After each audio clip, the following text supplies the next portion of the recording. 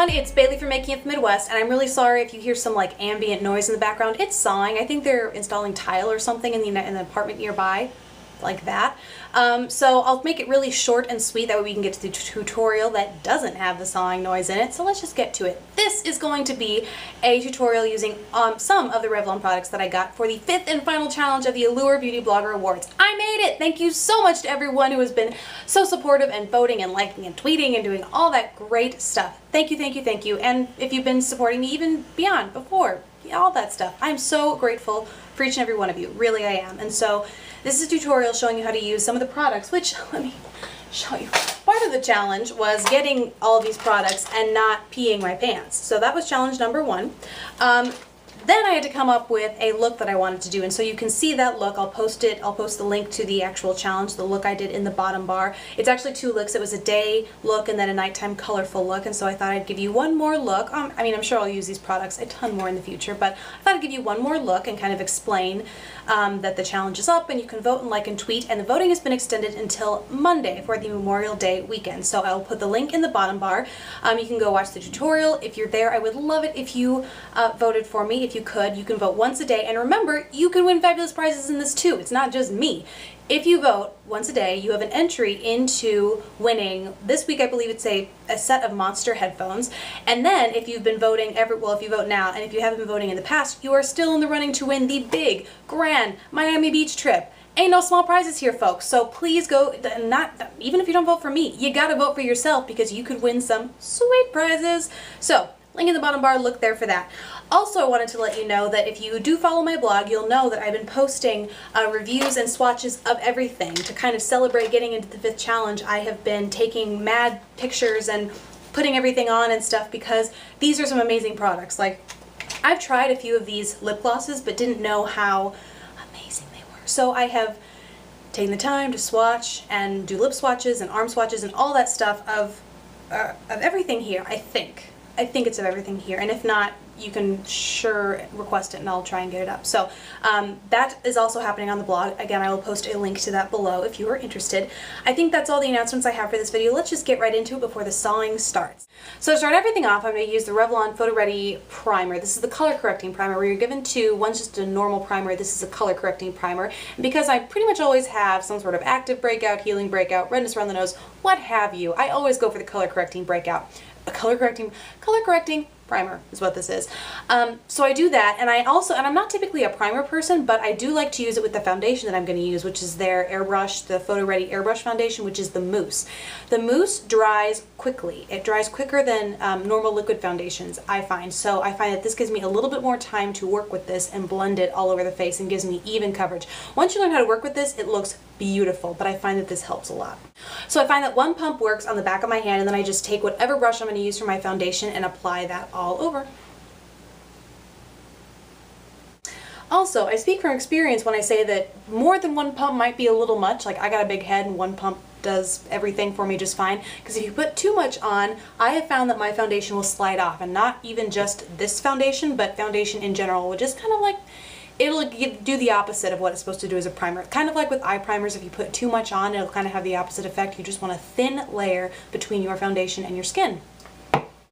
So like I said before, next up is the foundation. For that, I'm using their Photo Ready Airbrush Mousse Makeup Foundation, which is really nice, has a really interesting texture. I just gave one of the ones that I had to a friend, and she really liked it. She put it on the side of her face and it looked like second skin on her. It was beautiful. And so she took that to try. So here it is on the back of my hand. You can see it's not your normal foundation. It's a little bit, what's the word, weirder, fluffier, something like that.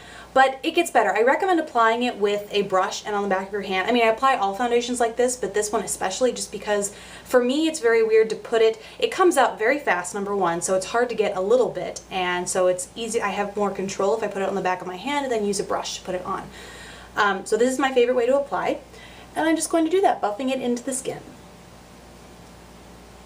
And I think I said this in the video, but a little bit of this stuff goes a very long way. I bet I won't use, certainly not all of it, but maybe not even half of it, because it really just buffs into the skin and you don't need a whole lot. So there, that's coverage I'm happy with, and as I said before, I didn't use nearly as much as was on my hand. So that's why I really recommend putting it on your hand before you put it on your fingers to apply, because sometimes it can be too much, and putting it on is easier than taking it off. Okay, next up is the concealer, and this is the Revlon Photo Ready, just the Photo Ready concealer. I have these reviewed and swatched, all of the shades, 0 through 6 on the blog. This is shade 001, the lightest. I'm proud of it. And I talked about a little bit of this. Words are not my friend today, people. I talked a little bit about this in the blog post that I did, and that is that this is a medium to full coverage foundation. It's, yes, full coverage concealer is what this is, full coverage concealer, but it can crease. If you put too much on and you don't blend really well, it can crease and run a little bit midday. Had it happen before, so I know what I'm talking about. So what I recommend doing is putting a little bit on any finger of your choosing, just to warm it up a little bit, and then place it wherever it is you're going to place it. And then go in with a brush. This is my favorite, the Bdellium 787. It's now my go-to concealer brush, and really work it in there. Just by buffing it into the skin, you can kind of ensure that it works into the skin and doesn't just sit on top. That way, as the day wears on and you sweat more, your body produces more oils, it won't start to run on your skin. You really just want to work it into the skin and apply sparingly. This is an excellent concealer for covering dark circles. Like if you have dark pigmentation under your eyes, I would say this is a really good concealer for that. Alright, that's the face. Let's zoom in and do the eyes now. So for the eyes, I'm starting off with the Revlon Eye Primer and Brightener. It's in here. It comes in this little packaging. It's twist up on this side, and then you take this off. There's the brush, and the product comes out there. I like to apply it directly to my eyelid like that, all the way up to my brow bone, inner corner, and then after I blend that in with my finger, I like to take whatever is left on the brush and apply it on my lower lash line. That's one advantage to having this kind of brush applicator like this, is it's really easy to get on the lower lash line. I forgot to mention this when I was talking about the concealer, that you know how I mentioned that this has a tendency to kind of crease and run if you apply too much? This helps with that because it's a primer and a brightener. I mean, if you put it under your eyes, it will brighten, but it will also act as a primer and kind of keep it from creasing. That doesn't mean that you can just go applying this thing willy-nilly. Don't do that at all, but it'll definitely help and keep the creasing at bay. Alright, then the quad that we're going to be working out of today is this Color Stay. It's in Precocious, which is such a fun name. They're actually all really fun names, which these are already up and swatched on the blog. And you can see it's this. It has kind of a silver, a pinky mauve, a dark purple, and then this gray tone, like dark charcoal-y kind of cobalt thing going on there, which is gorgeous. And so the first thing we are going to do is take this Real Techniques brush. Ooh. Real Techniques, this is the base shadow brush, and place that in, oh no, not that color, the silver, and put that on the inner corner, and really like the first half of the eyelid, inner corner, right underneath the inner corner, first half of the eyelid, and use it as a very subtle brow bone highlight. You want it to be more heavy on the inner corner and inner half, because silver up on the brow bone is not what you call like I mean, it's a look. You could do that. Next, I'm going to go in with my MyGlam Fluffy Blending Brush, my favorite blending brush of all time, and go into that pinky mauve color right there. And place that in my crease. Really, this is such a light, I mean, it has some definite color, but it's so light that you can kind of be a little freer with where you put it. I start in the outer corner, but then I kind of work my way in to give my crease definition. It's just, you know, you can do with it what you will. I just find it's a really nice, subtle definer. Then taking that same Real Techniques brush, I'm placing it in this dark purple here and placing that on the outer half of my eyelid. And these are pretty pigmented. I mean, you really don't, you can build them so that they're like bazow pigmented, but you really don't have to run your brush through it a lot or apply multiple layers to get decent pigmentation. I kind of tapped my brush on this a few times and that's what I got. So these are really great quads. Then taking an angled brush, I'm just going to kind of mirror those colors on the lower lash line, placing this pinky mauve shade right underneath my, what would you call this? My inner corner tear duct area. And the darkest purple that I just put on the outer half, on the outer lower half.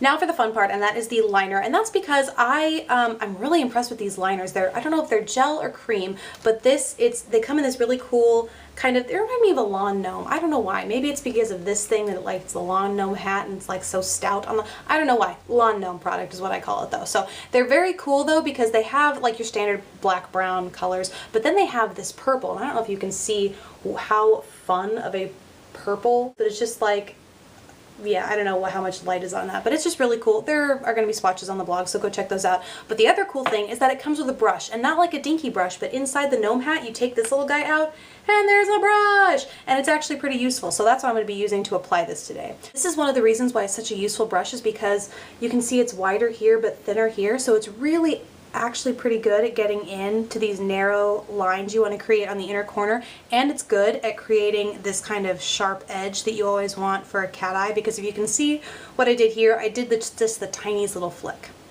Then the next and almost last step is the liner. This is the Grow Luscious. Will anything ever focus ever? Yes, this is the Grow Luscious mascara, and it is in a charcoaly kind of gray. In fact, Graphite is the shade 003, and I'm going to put that on my lower waterline.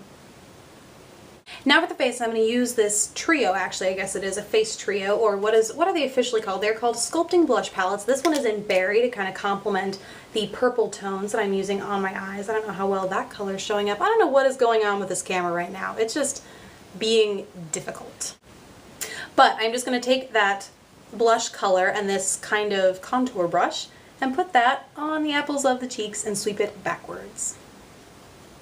Then just taking that same brush, I'm putting it in the highlight shade there and using it to highlight the tops of my cheekbones, up into my temples, the usual highlight spots, the bridge of my nose, and my cupid's bow. Last step for this look is the lips, and Revlon makes them pretty fun because they have these things, I don't know if you've heard of them, called lip butters that they're just kind of nice. They're really nice. And then I'm going to be using this, well, the lip butter is in Sugar Plum, a plummy color to match the purple in my eyes, and this one is Crystal Lilac. I just realized I forgot mascara. We'll go back and do that later. Lips first. These are the two I am using. And first for the lip butter. I just can't get over how pretty and plummy and pigmented this is. It's nuts. Then to kind of lighten it up, I'm going to be using, like I said, this Crystal Lilac.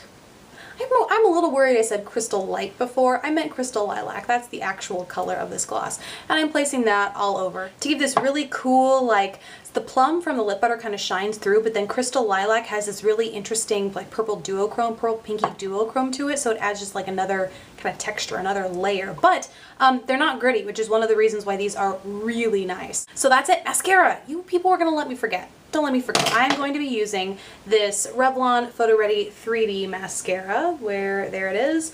Here you can see the wand. It's a rubberized little dealy do, just like this. And I find this is a really great mascara for lengthening and separating because it's a really kind of watery, why don't I put it on while I talk? It's kind of a, not watery, thinner. It's definitely not thick and dry. It's a thinner formula, and so it really can wrap around the lashes and just coat them fully and separate them and lengthen them. You know, they really don't clump when I use this, and I love that.